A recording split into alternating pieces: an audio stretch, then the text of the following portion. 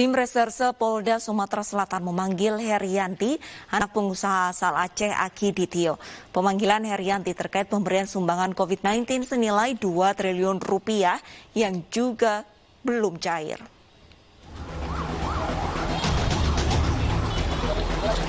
Herianti, anak pengusaha asal Aceh Akiditio, memenuhi panggilan pemeriksaan yang dilakukan oleh Subdit Jatarras Direktorat Kriminal Umum Polda Sumatera Selatan untuk dimintai keterangan terkait pemberian bantuan Akiditio sebesar 2 triliun rupiah yang kini belum ditepati.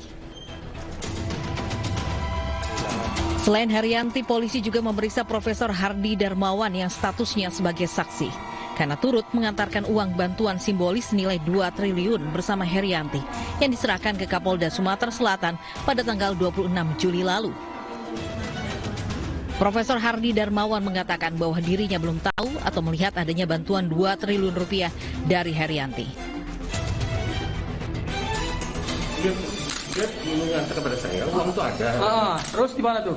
Prof pernah melihat bentuk fisik uangnya? Belum benar. Nah sekarang Profesor, dengan ini ternyata uang yang tidak ada, menurut Profesor perlu minta maaf nggak ke masyarakat Sumatera Selatan Indonesia? Ya kalau tidak ada ya kita bakal. Minta maaf. Polisi masih memeriksa Herianti dan Profesor Herdi. Belum ada klarifikasi lebih lanjut terkait sumbangan bernilai fantastis tersebut.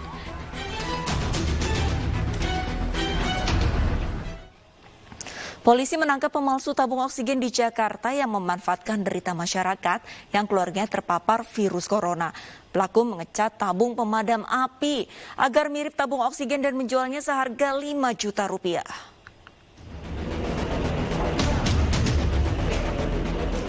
Lebih dari 100 tabung oksigen palsu disita Polda Metro Jaya.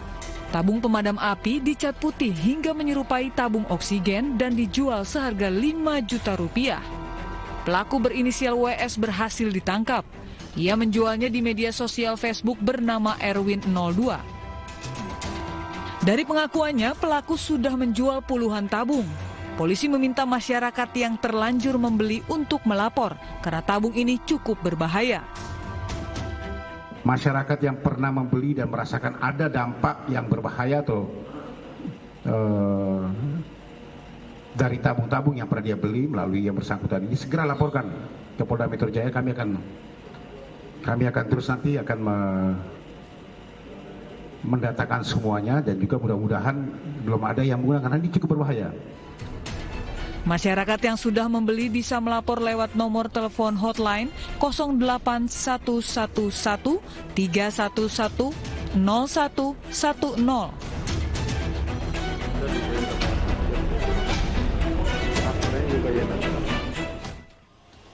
Membuat aduan palsu dan merekayasa peristiwa begal yang menimpanya hingga viral, seorang mahasiswi ditangkap anggota Polsek Tamalan Rea Makassar, Sulawesi Selatan. Pelaku ternyata menghabiskan uang DP rumah kakaknya senilai 20 juta rupiah untuk berfoya-foya.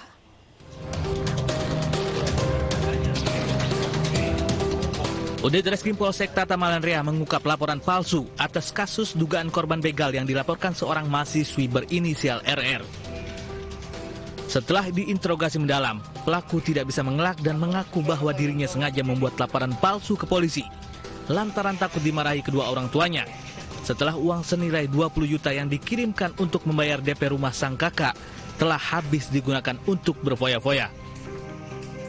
Dari hasil penyelidikan berdasarkan laporan mahasiswi tersebut, kita melakukan olah TKP di tempat kejadian perkara.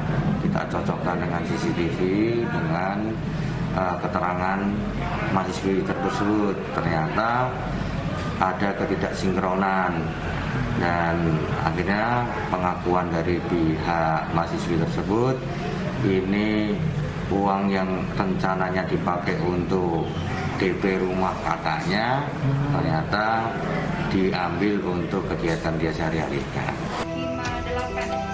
Usai menjalani pemeriksaan, pelaku yang merupakan mahasiswi di salah satu universitas negeri di Kota Makassar meminta maaf terhadap aparat kepolisian dan masyarakat Kota Makassar. Alasan saya membuat laporan, mohon maaf yang sebesar-besarnya kepada masyarakat dan instansi Polri yang terkhususnya Polsek Tamalan Rea atas laporan hoaks yang saya buat.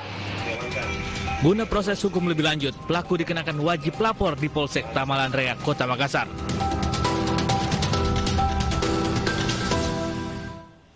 Empat pemilik toko emas di Kota Banda Aceh menjadi tersangka kasus penipuan emas. Kadar emas yang dijual ke pembeli tidak sesuai dengan yang dijanjikannya.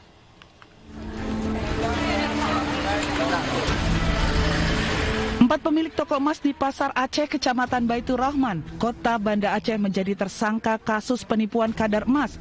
Para pembeli mengaku tertipu karena emas yang dibeli memiliki kadar yang lebih rendah dari yang dijanjikan. Namun pemilik toko emas yang diduga berbuat curang ini tidak ditahan karena dinilai kooperatif.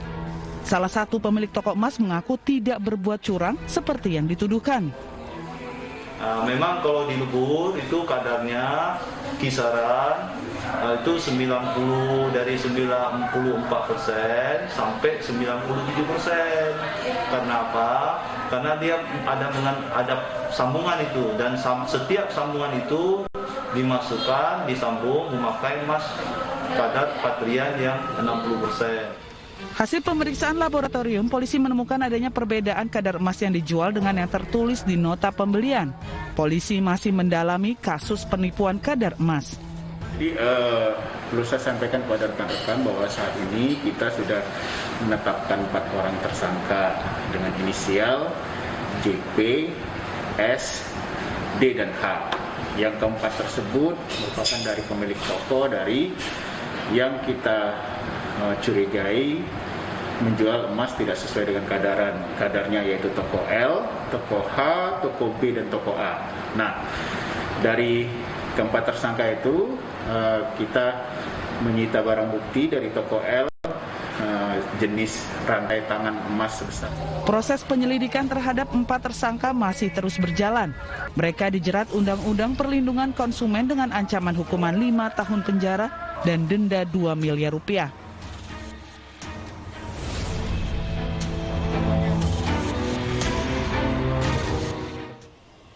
Polisi meringkus komplotan penipu kelas kakap dengan modus jual sembako murah di Sragen, Jawa Tengah.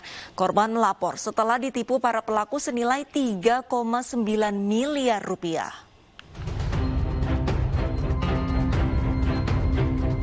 Jajaran Polres Sragen, Jawa Tengah meringkus 1 pelaku yang tergabung dalam komplotan wanita yang terlibat penipuan terhadap Diah Siti Nuryani, warga desa Jetak, Sragen yang dikenal sebagai juragan sembako, dengan kerugian mencapai 3,9 miliar rupiah.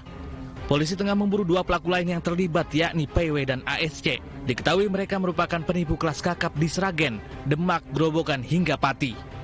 Terbongkarnya aksi penipuan bermula saat para pelaku mendatangi korban dengan menawarkan jual beli sembako dengan harga murah yang didapat langsung dari perusahaan terkemuka di Surabaya. Korban semakin tergiur saat diajak para pelaku mengecek langsung barang yang akan dijual ke gudang pabrik. Korban melapor setelah melakukan transaksi dari bulan November hingga Februari mencapai 3,9 miliar rupiah. Namun setelah uang dikirim ke rekening pelaku, barang yang dipesan tak dikirim.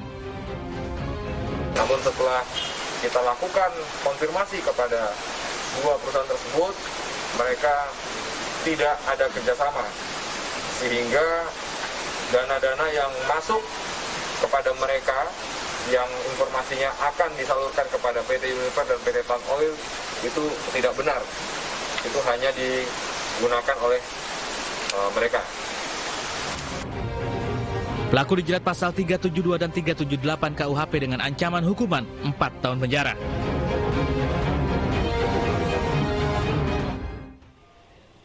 Seorang pria menipu hingga sebesar 250 juta rupiah hanya dengan berbekal video dari media sosial TikTok. Menggunakan foto wanita cantik, pria tersebut menyasar para lelaki.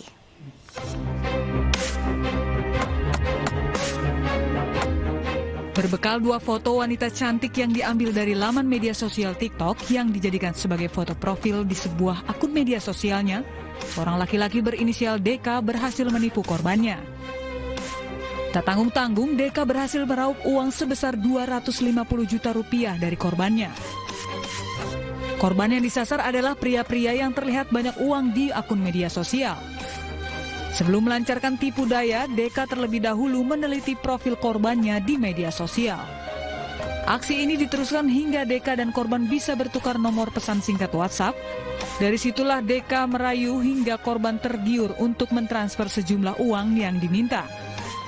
Untuk mengelabui korbannya, DK menggunakan nomor rekening sang istri untuk tujuan transfer, sehingga korban percaya yang berkomunikasi dengannya adalah seorang wanita. Dengan melihat namanya hampir sama, korban terpengaruh, terbujuk, kemudian terjadilah transaksi kurang lebih 3 kali transaksi dengan nominal 250 juta. Akibat perbuatannya, tersangka DK kini mendekam di Polda Jawa Barat dan diancam hukuman 7 tahun penjara.